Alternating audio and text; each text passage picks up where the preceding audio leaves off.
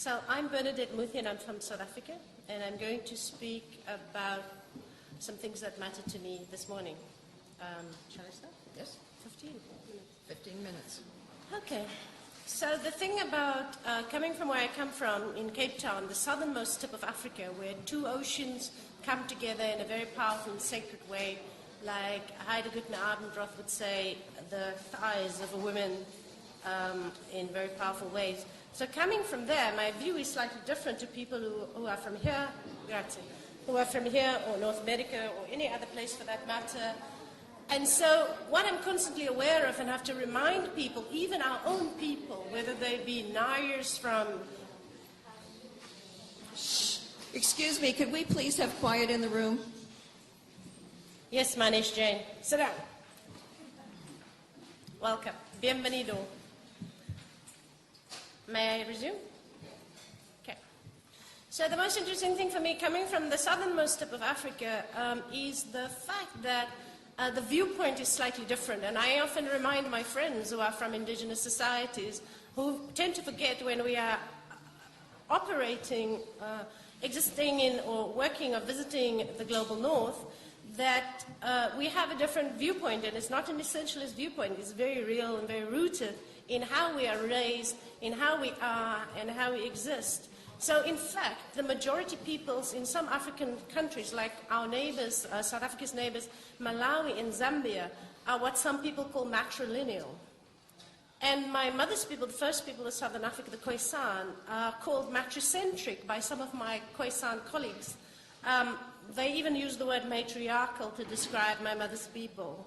So these societies, through colonization, have navigated most uneasy relations with patriarchy, with Christianity, and in other parts of Africa with Islam, and indeed with capitalism. But our original matricentric practices, including the gift paradigm, still exist to this very day. And when one comes... Too much Italian coffee, scusa. Prego.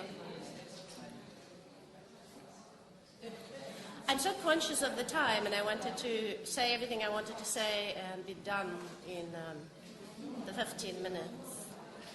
So when you are ready, I can resume. And so the viewpoint and the standpoint where I locate myself is so very, very critical, and I understand that it's a challenge for other people to continuously remind themselves about where we all come from and how to be respectful of the many, many places we all come from. So while these knowledges, narratives have caused all kinds of untold damages and genocides, it is important to realize that we still exist, and that who and what we are and how we are in the world still exists to this day.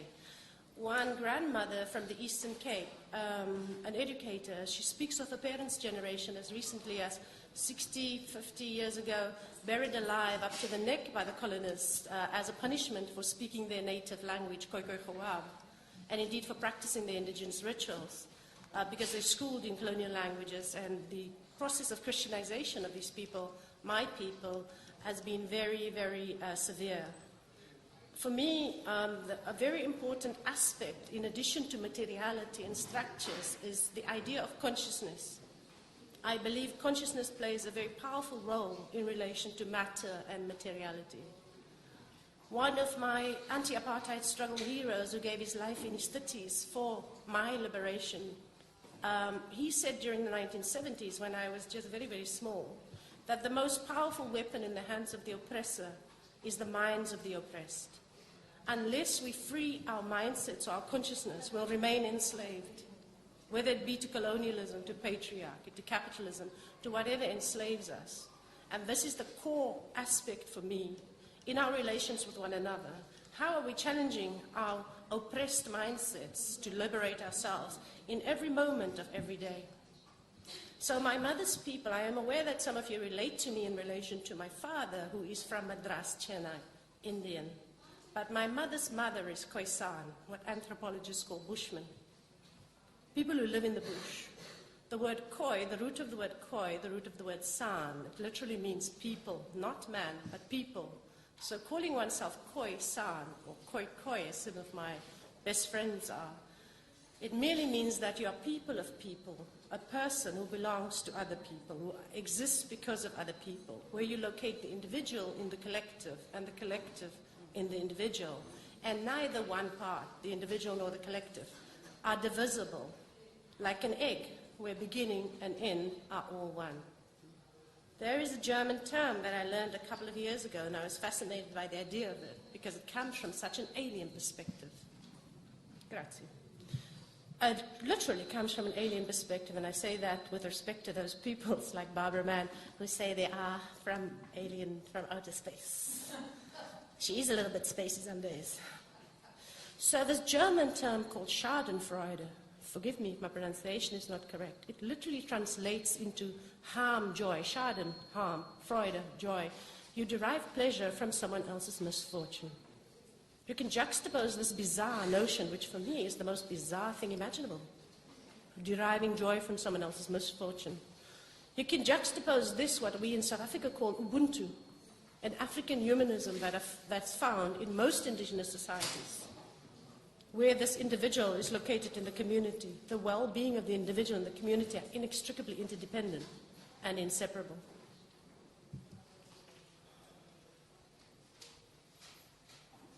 And even during the time that Thomas Hobbes, the ancestor of modern neorealism, on which a great many right-wing parties across the world base their reality, the reality of so-called rational self-interest, when Thomas Hobbes wrote that life in a state of nature is nasty, brutish, and short, like the notion of Schadenfreude or harm joy, it juxtaposed that with John Donne spending a lot of time meditating that all his poems are even numbered. Meditation 17, that goes, no man is an island unto himself, and here you have, in a state of nature, life is nasty, brutish, and short, Thomas Hobbes, and you have John Donne saying no man is an island unto himself, and then one is aware that we are operating from different viewpoints, even if one is living in the very same city or the very same country.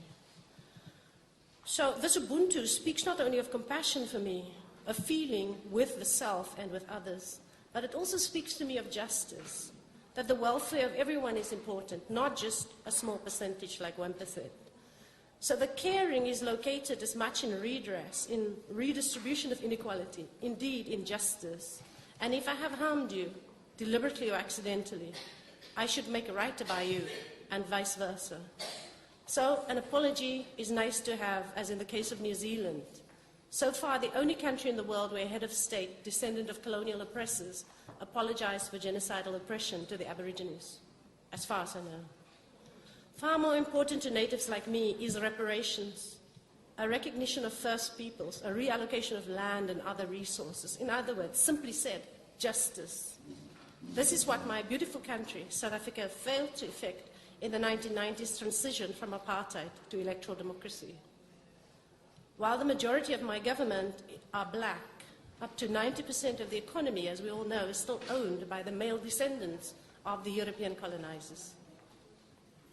At this juncture, I think it's important for me to note that South Africa experienced several waves of colonization. People from outside the country may not exactly be cognizant of this. First, some people from Central and East Africa migrated for different reasons, whether it be wars, pogroms committed against them, environmental reasons, or just wanting a general sense of wanderlust, as some people are prone to. They migrated down to Southern Africa. These are the ancestors of all South Africa's past 4 presidents since 1994. What Europeans and anthropologists love to call Bantu peoples. And the word Bantu simply means human, like the word Khoi and the root San. Human, again, not man. Human without sex or gender, indicated significance so. Later came Europeans from the coasts. After the so-called Bantu people came Europeans from the coasts. All these colonizing peoples that moved into Southern Africa, where I reside, are patriarchal people. We all know what that means. Unlike the original peoples, my people, who are matricentric. So while South Africa has transitioned from brutal apartheid, really brutal apartheid, into electoral democracy, the majority peoples who are called Bantu rule politically, while the economy is ruled by European men, leaving the indigenous peoples, a minority by now because of generations of genocide. We are left landless, impoverished, marginalized, and ignored. A small and dispossessed, mother-loving peoples in a metaphoric sea of patriarchy with its systems of violence and xenophobia, making it sometimes tough to articulate my existence when people practice patriarchal violence on me routinely, whether it is to smoke on me, to shove a plate in my face and scream abundance at me, or to tell me to piss off and move off from the table where I was sitting. So it's important that the personal be political and the political personal, and that we practice what we would like to see in the world and show the compassion, the care, and indeed the justice towards one another.